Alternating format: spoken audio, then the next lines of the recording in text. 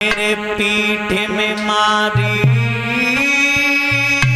लात, अब मैंने मेरी तोए शर्म नहीं आई रे।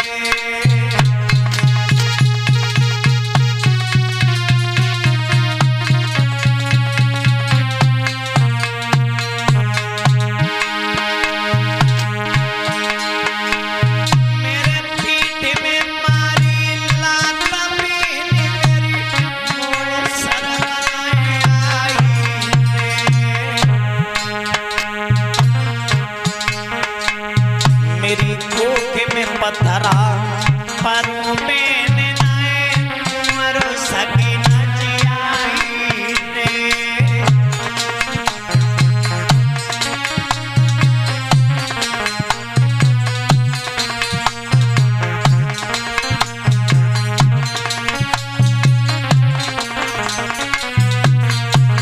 मैया बोली है कहना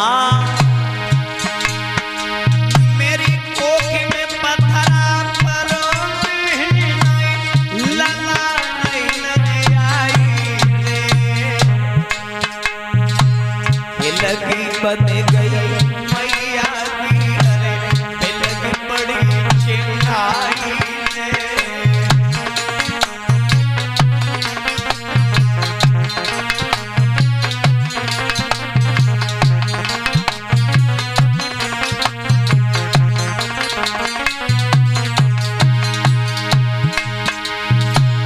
किनके मरिए दुखयु बजतु है किनके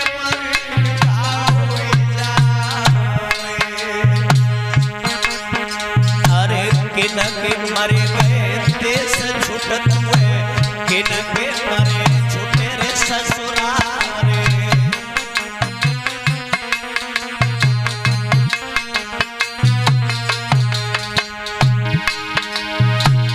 मैया मरिए दुखयु बजत हुए बबुले मरी जाओ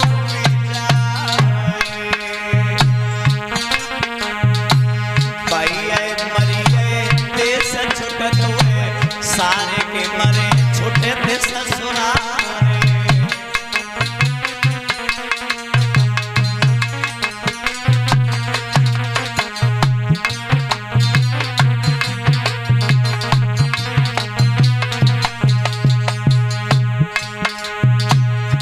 भैया मैया तिलक तिरई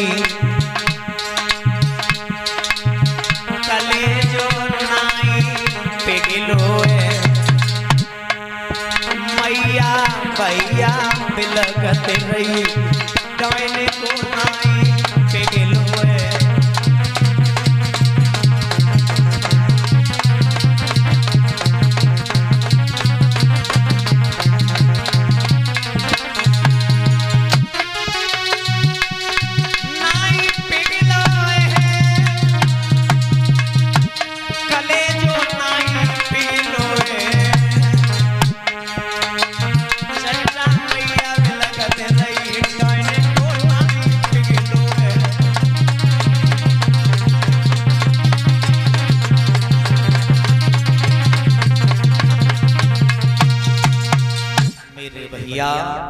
आज मैया सुनीति रोते रोते वहां बैठ गई जमीन पर। बता बहन तू जो कहेगी मैं कर दूंगी, तू कह यही अपनी जान दे दे तो मैं मरने को तैयार हूं, पर लेकिन हमारे पिया की इज्जत है, यहाँ के राजा है, तूने मुझे दुख दिया है, मैं तेरे चरण पकड़ रहा हूं, तेरे पैर छू रही, पर हमारे पिया को दुख मत देना, तू जो कहेगी मैं करूंगा। कही नहीं तू इस महल में नहीं रहेगी, तू अलग रहेगी। जवाब दिया बहन तू जो कहेगी मैं बोल रही हूं वो करूंगी, पर लेकिन हमारे पिया को तू दुख मत दे, वो भी पहले से दुखी है।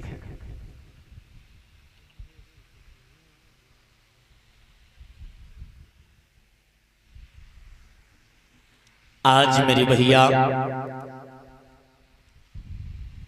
छोटी वाली रानी ने जवाब दिया इस महल में केवल मैं रहूंगी, और तू खेतों पर झोपड़ी डाल के रहेगी। मंजूर है? जवाब दिया मंजूर है। बहन तू भोजन भी मत देना तो भी मुझे मंजूर है। नहीं भोजन तो मिलेगा लेकिन गेहूं की रोटी नहीं मिलेगी, जौ की रोटी मिलेगी। मंजूर है? जवाब दिया मुझे मंजूर है। खेतों पर झोपड़ी डाल के रह रही है माँ। कहते जाके हाथ में लोई बागो सब कोई, अब्बा के हाथ में राज्य आयो। थोड़ी आस है, आस की मैंने पूरा राज्य चला दिया, निकाल भी दिया। आज मैया सुनीति झोपड़ी डाल के रह रही है, सुरजी महल में रह रही है। धीरे धीरे 2 वक्त की रोटी मिलती है, वो भी जौ की। वो भी पेट भर नहीं, केवल 2 रोटियां मिलती हैं, केवल जीवित बनी रहे, बस इतने। एक बार धीरे धीरे जब काफी समय हुआ है तो रात्रि का वक्त था। मैया सुनीति ने विचार किया, अरे इस जीवन समय मर जाएं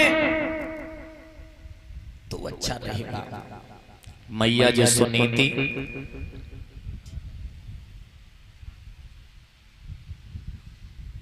झोपड़ी डाल करके रह रही है, रात्रि के वक्त अपने पिया के चरणों में ध्यान लगाया। पिया हो सके मुझे क्षमा कर देना, मैं बिन बताए बिन आज्ञा के मैं घर से बाहर जा रही हूँ, पिया मुझे क्षमा कर देना। आज मेरे भक्त श्रोताओं, मैया सुनीति जो रहे, पत्नी वही होती है जो बिना पति की आज्ञा से घर से बाहर कदम न दे, पवित्रता होती है। आज मैया सुनीति जो रहे, रात्रि के वक्त अपने पिया के चरणों में ध्यान लगाया। आज मैया सुनीति चली है कहाँ? मरने के लिए।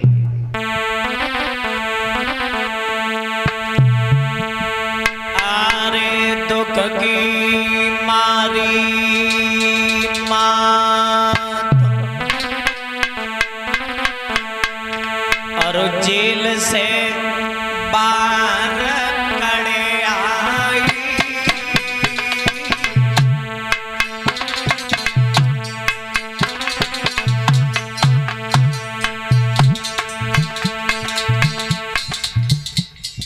वो दुखिया वो माँ झोपड़ी में इस प्रकार रहती है जैसे जेल में कैदी रहते हैं। माँ मरने का वादा करके, मन में ठान करके मरने के लिए रात्रि के वक्त बियाबान जंगल में चली है। मेरे भक्त श्रोताओं, दुख की मारी माँ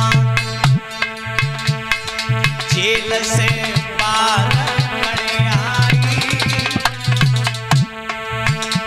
जन्मो नए राजकुमार के मैया मन में दुखी भई, जन्मो नए राजकुमार के दुखिया मन में दुखी भई।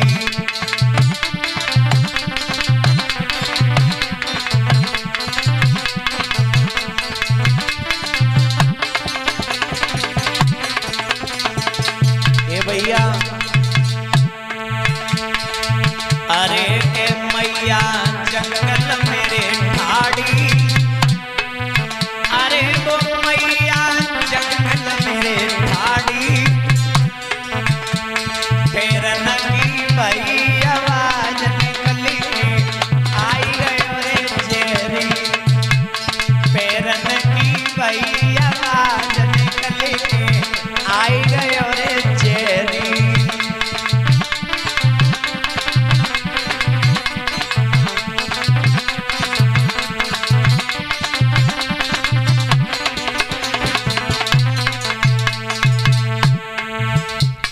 पत्ते पड़े हुए थे जंगल में, तो पैरों की खरखटास हुई तो सर्प निकल के आ गया।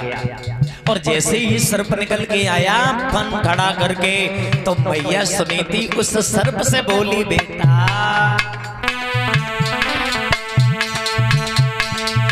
अरे लाला मेरे संकट मोरे मानो,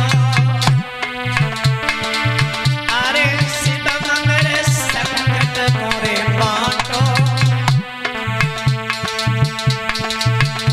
मुझे दुख सो नहीं जाए लाला अंगुली में काटो, मुझे दुख सो नहीं जाए अंगुली मेरे काटो।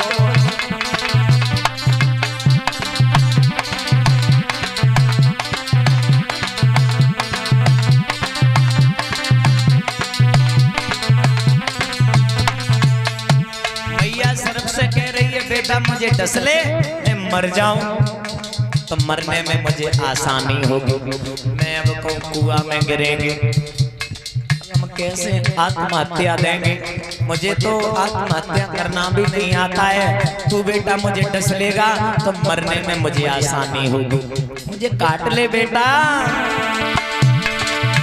अरे लाला मेरे संकट करे मुझे दुख सो नहीं जाए लाला अंगुली में काटो, मुझे दुख सो नहीं जाए सर्प अंगुली में काटो।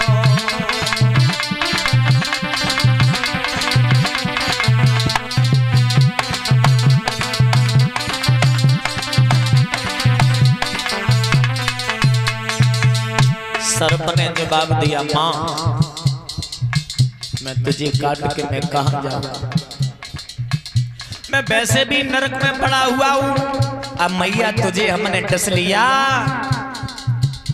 तो इस नरक से मैं बाहर नहीं कभी जीवन में निकल पाऊंगा, मुझे पता है तू पतिव्रता स्त्री है, तुझे मैं डसेंगे तो जीवन में मेरा नरक खत्म ही नहीं होगा, इससे निकल के नरक में ही गिर जाऊंगा, माँ मैं नहीं काटूंगा। सर्प निकल गया। भैया अरे लिखी को ओए मिट भैया, अरे लिखी को ओए मिट भैया, मेरी हनुमान के बिना लला की डमाडोल भैया,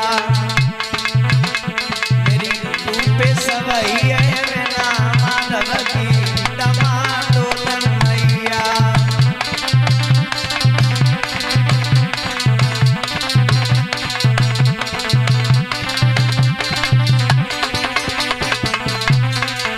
कहते हैं भैया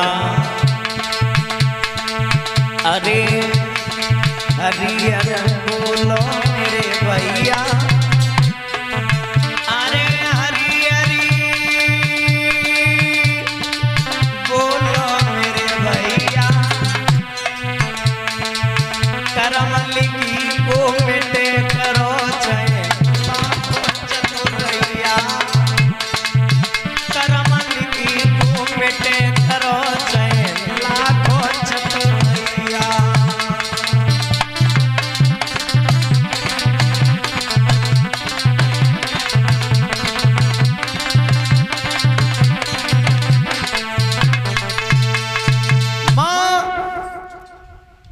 मैया सुनीति आगे बढ़ी, सर्प ने जब नहीं डसा तो मां जब आगे बढ़ी है तो नारद से भेंट हुई,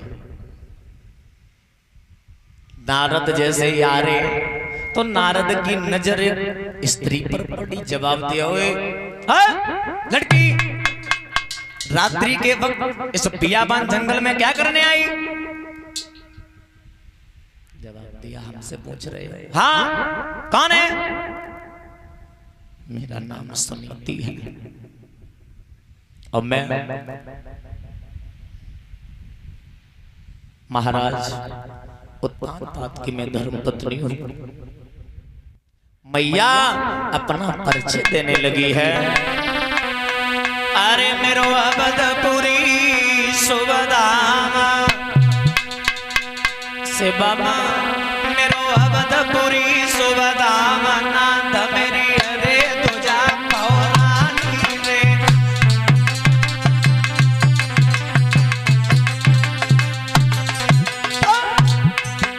मेरो अवधपुरी सुबदामा नाथ मेरी रे तुझा पौरानी रे।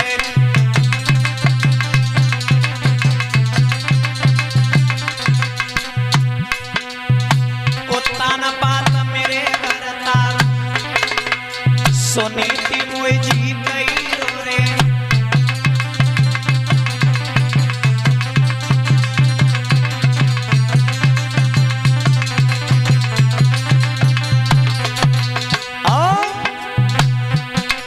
और कलौआ के कारण मैंने एक बेटा के कारण मैंने कठिन पे ठानी रे।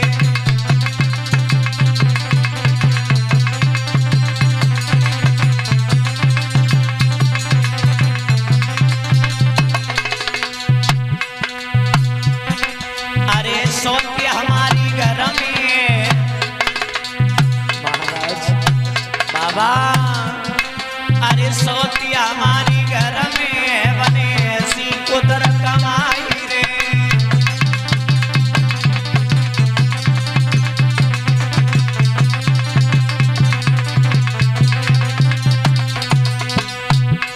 मोए घर से दो निकाले बाबा बनने का दया नहीं लाई रे।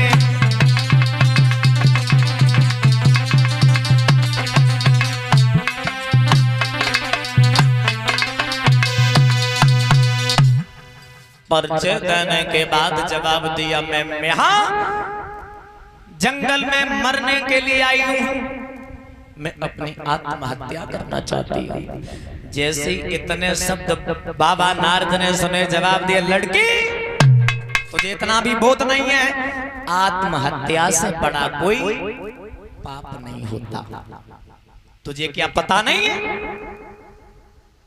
जवाब दिया, मुझे सब पता है, क्या करें,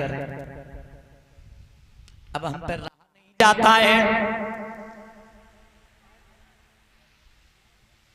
जवाब दिया, संतान के पीछे मरने आई है? जवाब दो बाबा जी, बस संतान के पीछे। चल लौट जा, तेरी संतान हो जाएगी। मैया बोली, कैसे हो जाएगी? कैसे?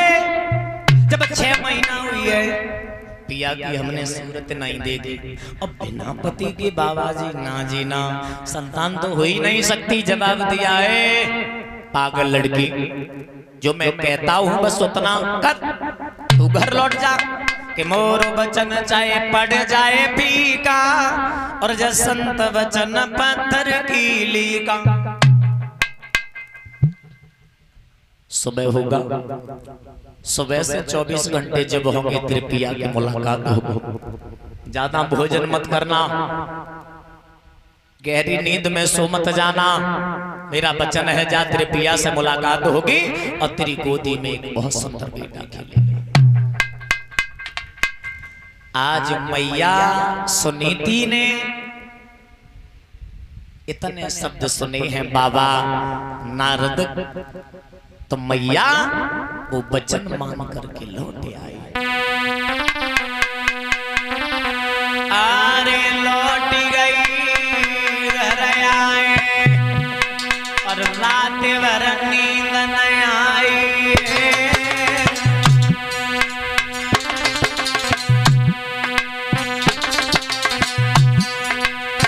लौट गई, घर आए, रात भर नींद न आई। सन्यासी की बात रही, गोदी में दौड़ाई। अरे घड़ी वो किस दिन आवेगी, अरे घड़ी वो किस दिन आवेगी, और पुत्र रतन से काली गोदी मेरी भर जावेगी। अरे ओए गो लला, अरे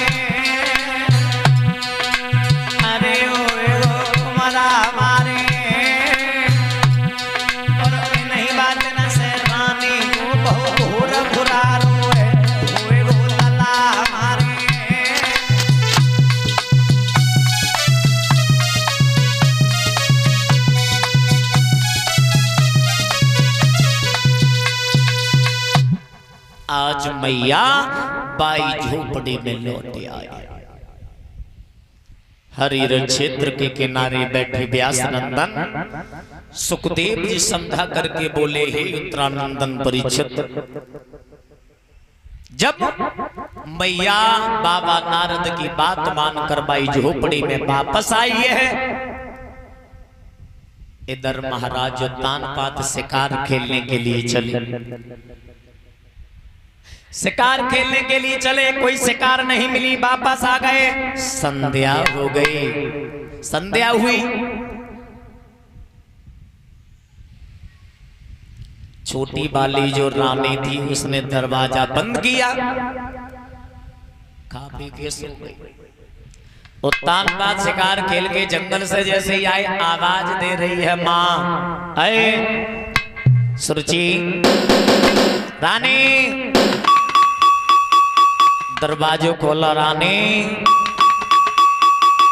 हुआ क्या? होना भी क्या था? अरे सुगंधी सोए गई पंचो रानी।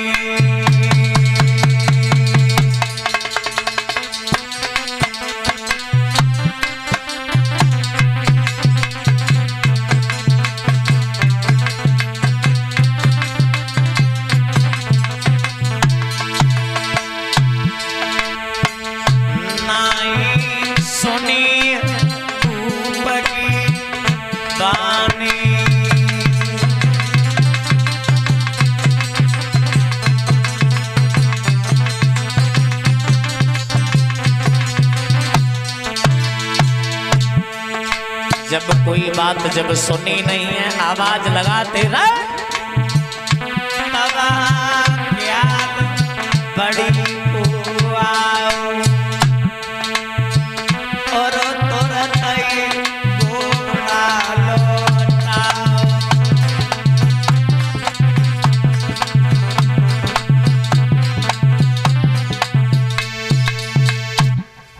जब बड़ी रानी सुनीति की याद आई है, कोई बात नहीं, छोटी वाली सो रही है, तो आज बड़ी वाली रानी के पास चलते हैं, समय व्यतीत करेंगे। बड़ी वाली रानी को वही बाबा नारद की बात याद आ रही है। बोला था ज्यादा भोजन मत करना, गहरी नींद में सो मत जाना। वही घड़ी आ गई, जिस घड़ी का इंतजार था, तानपात आए, आवाज लगाई रानी। रानी और मैया जाग रही थी। मैया को, दुखिया को कहा नींद। मैया खड़ी हुई, एक बात आ गई दिमाग में, ऐसा तो नहीं है कि हमारी सौत ने मेरे पिया को मुझे मरवाने के लिए भेजा हो। रात्रि के वक्त हमारे पास कभी नहीं आए, आज कैसे आए? पर एक मन में विचार आया, अरे हमारे पिया के हाथ से अगर हमारी मौत हो जाएगी तो हमारा परलोक सुधर जाएगा। ऐसे विचार होते हैं पतिव्रता स्त्रियों के। धन्य हो, राम राम। आज मेरे भैया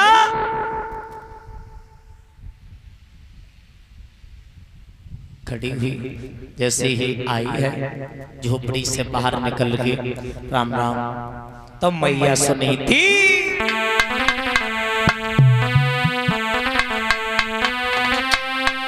सीढ़ियन सीढ़ियन चली निभाई, पकड़े अंगुलिया बलमय बने।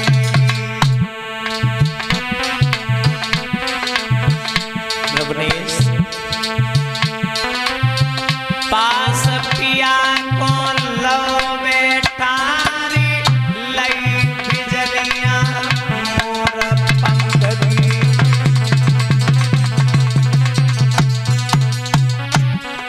भैया जने तरो पे जनी पे